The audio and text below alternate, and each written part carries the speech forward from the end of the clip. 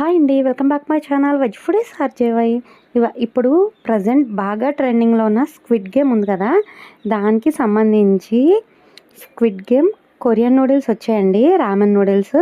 అవి శాంపుల్కి అని చెప్పి ఒక ప్యాకెట్ తీసుకున్నాను. అది చాలా చిన్నది వచ్చింది, కాస్ట్ వచ్చేసి 45 రూపీస్ పడింది. దీంతో పాటు కొంచెం ఇంట్లో పాస్తా ఉంది, ఇది అది కలిపి మిక్స్ చేసి పిల్లల కోసం కుక్ చేద్దాం అనుకున్నాను. ఎందుకంటే ఇందులో వచ్చే మసాలా పెద్దవాళ్ళు తినే అంత స్పైసీగా ఉంటుంది, పిల్లలు అయితే అంత తినలేరు.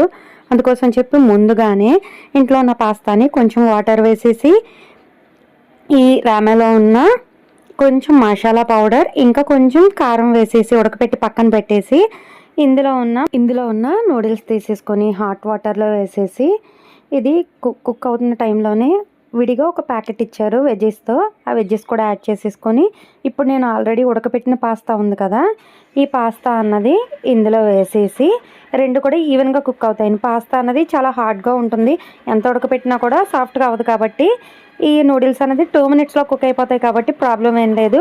ఇంకో 2 మినిట్స్ పాస్తా కుక్ అయినా కూడా, అందుకోసం అని చెప్పి ఈ పాస్తాని నూడిల్స్ని కంబైన్ చేసేసి ఒక 5 మినిట్స్ వరకు మీడియం ఫ్లేమ్లో కుక్ చేసేసి దగ్గర పడే టైంలో రిమైనింగ్ మసాలా పౌడర్ ఉంది కదా, ఆ పౌడర్ వేసేసి దించే టైంలో కొంచెం కొత్తిమీర కూడా జల్లేసి దించేసాను.